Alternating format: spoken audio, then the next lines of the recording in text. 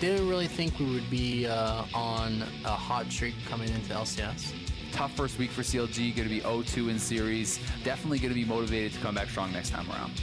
We haven't been so lucky with how it's gone, I guess. Definitely could have went better. There are definitely a lot of problems for Team Liquid that they need to work through. I feel as though right now maybe we're not matching up comp for comp and we don't really have the firepower. We just have to relearn the meta. This season is going to start pretty similar to last season. If we're making the same improvements that we did in Spring Split, I think we'll definitely be on the path to a successful split.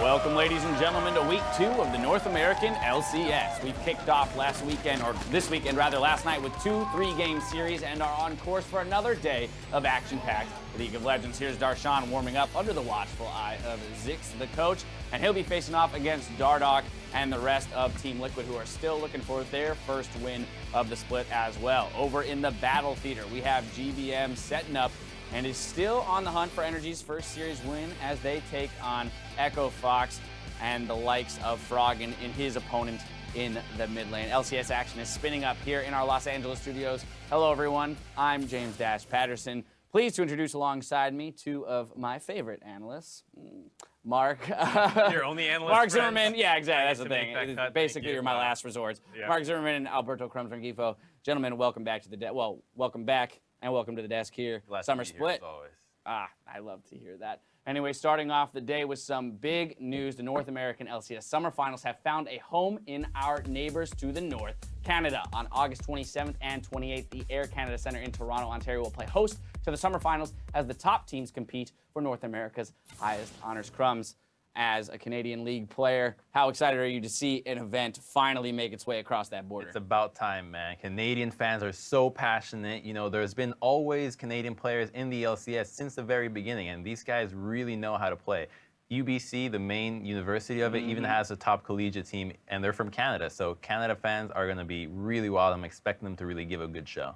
A surprising number of our pros come from Canada. Right, that's something I was talking with him about, was that you see these 3 kind of hotbeds of talent. There's Canada, the West Coast, and Florida. And that seems to be where almost every single pro is from if you start where'd you come from and stuff. So what you're saying, we need the Midwest to step up? Where's the Boston ones? I'm from Boston. All right, okay, we need a Boston to represent. Yeah. I like it. Well, moving on, last night, Immortals and Team Envy kept their top spots, taking away the victory in their matches last night against Energy and Apex. I want to start with Immortals, our top team in the regular season in the spring split, off to a 3-0 start here in the summer. Yeah, it's 3-0, but it's not the same kind of 3-0 we saw last season where it's like, oh my god, these guys are super dominant. You're seeing a lot of these kind of risky plays here. They barely get the kill on Quas, almost gets turned back. They're able to win a lot of these fights, but they're very, very close. And 2 of their wins have been 2-1 so far. So it's kind of not the same Immortals we expected to see. They've always been a little loose, but it's looking even looser, and with the changes to best of 3, their pick ban is something that we're gonna have to keep an eye on. Yeah, I think a problem with them so far has been that in the previous split, they came in with these compositions that they would just flat out win the early game, win the laning phase, and it never really mattered what they were picking because they'd get so far ahead early. But now in this new season, teams have stepped up, and you're not gonna be able to get that big, strong lead in the early game, especially with the randomness of the Dragons. So they have to really boil down their compositions to something more effective and play more with more restraint. A lot of times they're going a little bit too ham. They're going too hard and really straying away from how they're going to win the game. And funnily enough, we've heard stories about the fact that, and they've been very vocal themselves, Immortals, about struggling figuring out the meta. But the reason being that they mostly crush everyone in scrims, and so to them, almost everything feels like it could work in the meta, and it's not until they make it onto the stage that they see evidence of, miscues.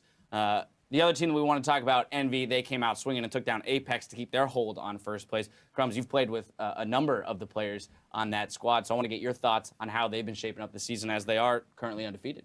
I think Envy really likes to play a strong macro game. Their focus is primarily on objectives, and you can see that they have a lot of restraint when they go for team plays. Oftentimes, while they might get caught out on their own, they really go for plays that revolve around the objectives and won't leave anybody to to go an overdive. They're really structured in this, and I like that about their play because it shows that they know what their objectives are and everybody's on the same page. They seem a bit ahead in terms of team synergy than a lot of the other teams that we're seeing. I think even some of the teams higher than them on a lot of people's lists, like a C9, I would say that Envy as a team is playing better than those kind of teams. Yeah, they've been very impressive so far. We'll continue to track their progress as we look ahead to today's games. We'll be seeing Liquid in action in our first series, and we have to talk about Darduck returning to the lineup here and what that means for Liquid. We did see a glimpse of him last week, and already they looked immediately improved just from his mechanical ability, but still a little bit slow on the uptake in terms of communication and overall team play. Right, they weren't really scrimming with him at all that week, and even I think 2 weeks prior, they hadn't been using him at all. So there had been a disconnect a little bit with how they wanted to play the game. But one thing I'll say about Darduck, he's extremely vocal in what he wants. Not necessarily shot calling, I don't think it's fair to call. He's not telling people exactly what to do in like the mid and late games, but if he wants to do something, he'll tell them like, this is what I want to do, and people will fill in what they need to do to help him get that done. So having a vision for like what you want to do in the early game is something he brings that I think is pretty unique to him.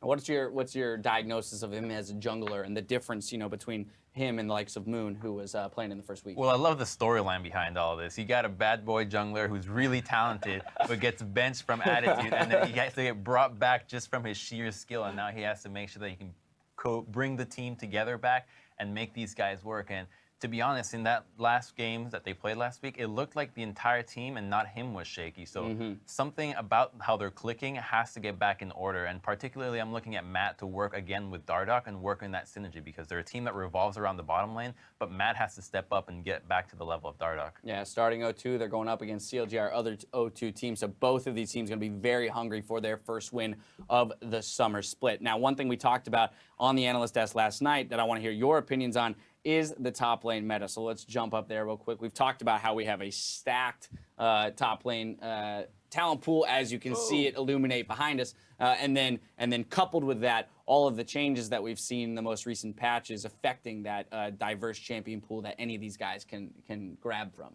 So the first thing to understand about the top lane meta is that tanks aren't bad still. Tanks are still a fine champion to play, but it's just that these other carry champions are emerging. So it's a balance between both. But the cool thing about these metas now is that it's not going to come down to how these guys play the matchup, but how they handle the waves and get ahead in CS that way, and then how the team utilizes that to capitalize on their advantage. So by either split pushing and using that time that they bought with CS to get an objective. And we saw yesterday where Envy, even though they had a matchup that you could argue is in favor of the Jax, they went ahead and gave the Herald to the Fizz to ensure that that matchup swings in their favor. So I think that we're going to see a lot more priority on the Herald now that these top lane matchups are just so versatile.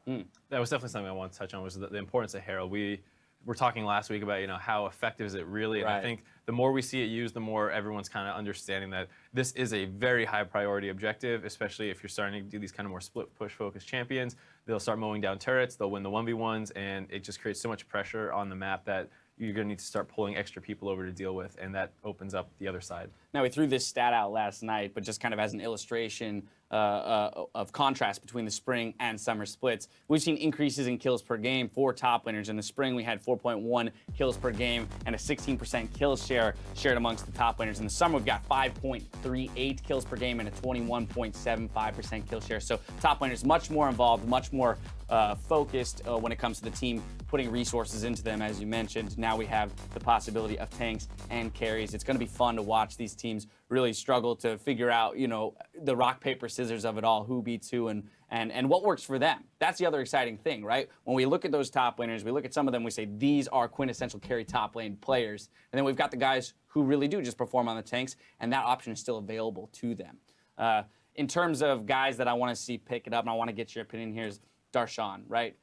When you look at that top lane talent pool, a split ago, you would have said, well, Darshan's at the top of the league, and yet now he's stumbled in the first couple series of the split. I think a lot of that came down to team synergy. I think CLG as a whole just looked a little off, and Darshan's a really good team player. He's not just this split push, put me on an island, don't talk to me, I'm going to win the game kind of player.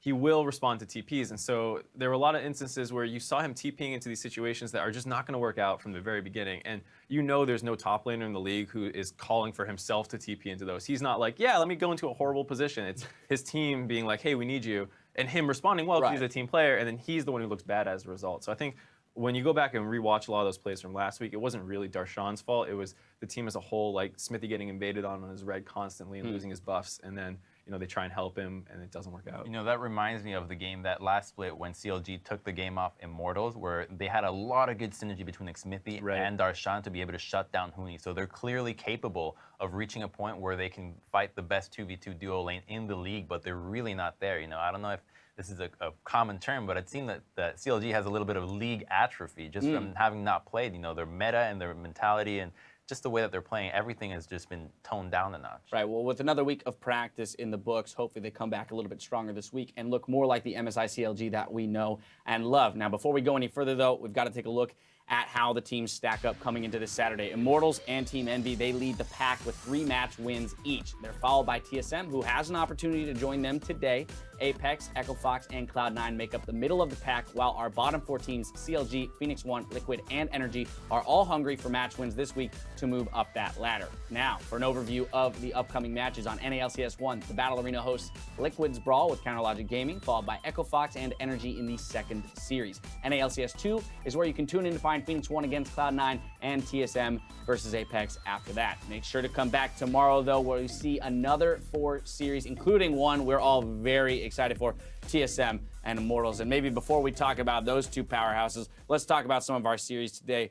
I know we've hammered a little bit on CLG, but that's a big matchup. Team Liquid and CLG, both 0-2, both teams that coming out of last split, playoff teams, contenders for top 3, top 4, and then CLG winning it all. We had much higher expectations for both of these rosters coming into week 1. Right, for me, this is the game of the week to watch. I don't think, this is a must win. It's too early in the season to be like, if you guys lose this, you're in trouble. But I think we need to see improvement. We need to see that they look better from last week. So even if CLG wins, TL wins, as long as they look better as a team, then that's what we want to see. If they can't, even if they, it doesn't matter who wins, if they both look terrible, then that's still concerning, right? It's not about the outcome, it's how they look in this series. Okay. So that's why I want to watch it. The ones that I really want to look out for, though, are the mid laners in these series, because in the games that they played, they both look incredibly underwhelming. I mean, who he was being able to keep up with Faker at MSI, and now all of a sudden he's struggling in every single lane. And Phoenix, has been looking even worse, So we really need these guys to be able to hold down the mid lane for